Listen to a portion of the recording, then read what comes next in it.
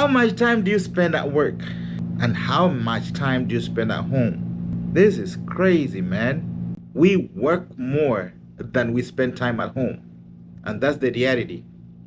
And why that is, I don't know. Every single day we working, saving, investing, so that at the end when you retire, you get to enjoy the fruits of your labor.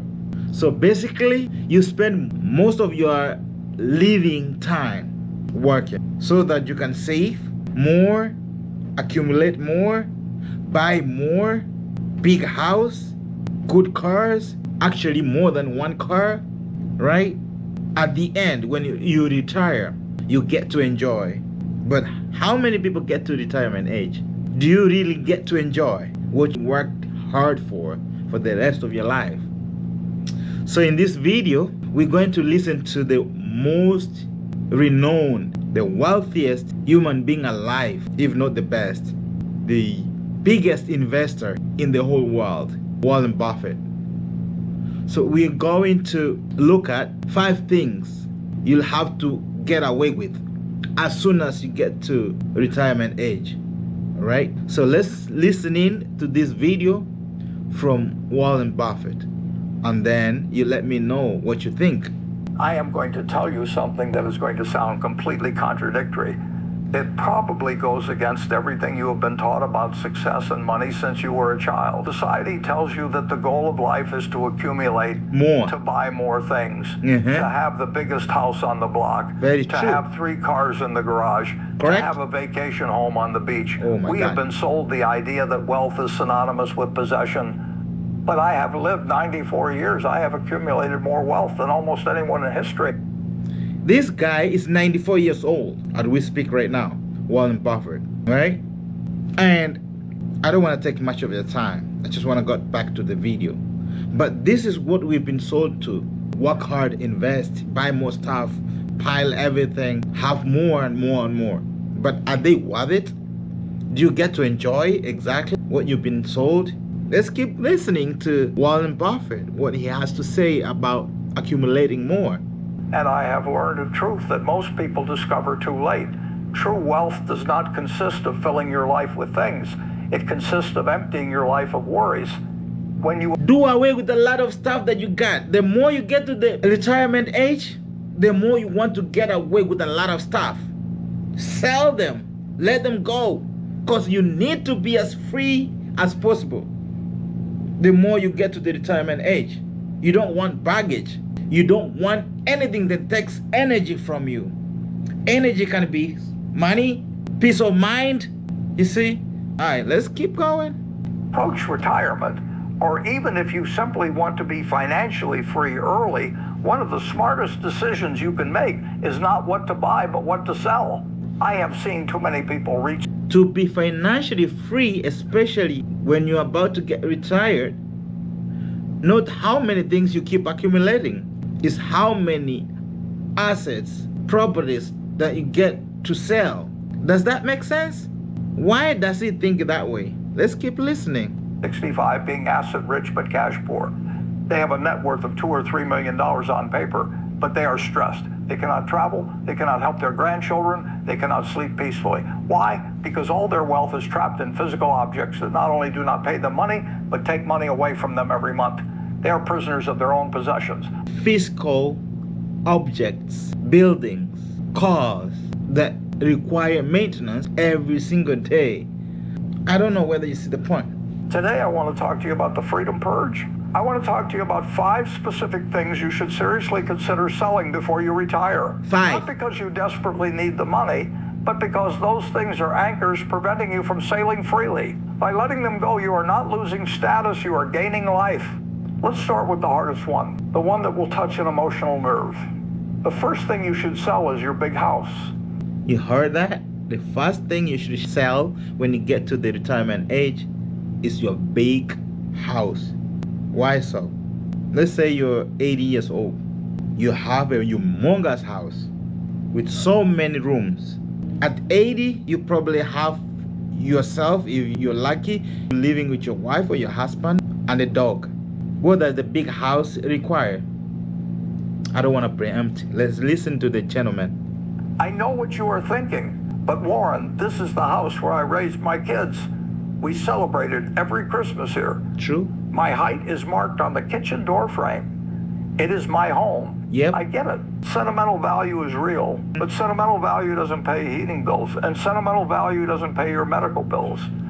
Let's analyze this with the coldness of an investor. Wow. When you were 40, you had 3 kids running around the house, a dog, and a chaotic life. You needed 4 bedrooms, 3 bathrooms, and a huge yard. It made sense. But now the kids are gone. The dog is no longer there. And you and your partner live in a 3,000 square foot mansion where realistically, you only use the kitchen, the bedroom, and the living room. That's right. The rest of the house consists of empty rooms accumulating dust. But even though they are empty, they still cost money. You are still paying property. The lighting's gotta be kept on those rooms. Property tax. That's what he's saying. Listen keenly. The taxes on those square feet you don't use. You are still paying insurance for a replacement cost you don't need. Dang. You are still paying for heating and air conditioning to cool rooms where nobody sleeps. Fridge, baby. And you are still paying for maintenance, the roof that breaks, the lawn that needs mowing, the Yeah. paint that chips. I have many times Run with the friends of numbers. mine. A large family home can easily cost you between $20,000 and $40,000 a year just in maintenance and operating costs, not counting the mortgage. That is money leaving your $20,000 averagely a year in maintenance in a house. So if you're not working, you're about to get retired, still going to spend $20,000 in maintenance minus mortgage. Hopefully, you've done paying the mortgage on that the property because you're a senior citizen now. But still, the taxes can get you out of your mind. pocket and vanishing. It is a liability disguised as an asset. Now imagine you sell that house for $600,000. You move into a modern, comfortable 1 or 2 bedroom apartment or a small house in a cheaper community, Yes. costing you $300,000. You have just freed up $300,000 of capital. Correct. If you invest those $300,000 in a safe fund, giving you 4 or 5%, that is $12,000 or $15,000 of extra year. income per year. And on top of that, you save the $20,000 you were spending on maintaining the big house. The net impact on your pocket is $35,000 more per year. Think about it, $35,000 extra dollars every year. That is a luxury cruise. That is dinners at the best restaurants. That's true. That is being able to pay for your grandchildren's college. Is it really worth giving all that up just to have 3 empty rooms full of memories? No. Memories do not live in brick walls. No. They live in your mind and in your Yeah. heart. You can take the memories with you to a smaller house, but you cannot take the property tax bill to the grave. Downsizing is not a failure. It is an optimization strategy. Downsizing is not a failure. It will recognize that you don't need this kind of stuff that are eating into your lifestyle. So do I say, I love this guy, man.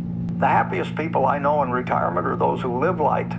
They have a comfortable place, easy to clean, cheap to maintain, and safe. They lock the door and go traveling for 3 months without worrying about a pipe freezing or the lawn needing mowing. Correct. That is freedom. The second anchor you must let go of is your extra cars. We live in a culture obsessed with the automobile. I know. The car is a symbol of freedom in America and much of the world. Me But being in one. financial terms, a car is one of the worst investments you can Stupid. make. It Stupid. depreciates from the moment you buy it.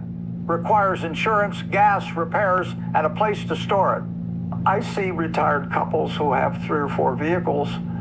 They have the good sedan for going out to dinner. They have the big SUV just in case the grandkids come or they need to go to the mountains.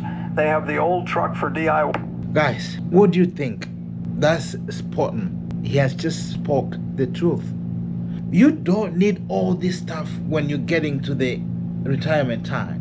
You need to be as free as you can be so that you're able to enjoy life without stress. You don't want to be thinking about your 4 cars in the garage, the oil change, the maintenance, the humongous building called your house with 6, 7 bedrooms. At 90 years, who's gonna clean all those bedrooms? I think Warren Buffett hit the nail on the head. That the more you get to the retirement age, the more you want to free yourself from the worldly material stuff. It's good to have a home, but let be moderate. Have a car, just one for going for shopping and maybe going for whatever, church, mosque. That's enough. What do you think, guys? Leave the comment below. Subscribe to tell a friend that the dreamer is in the building. Today we're not talking about soccer. We're talking about lifestyle after retirement. How about that? See you in the next video. Bye.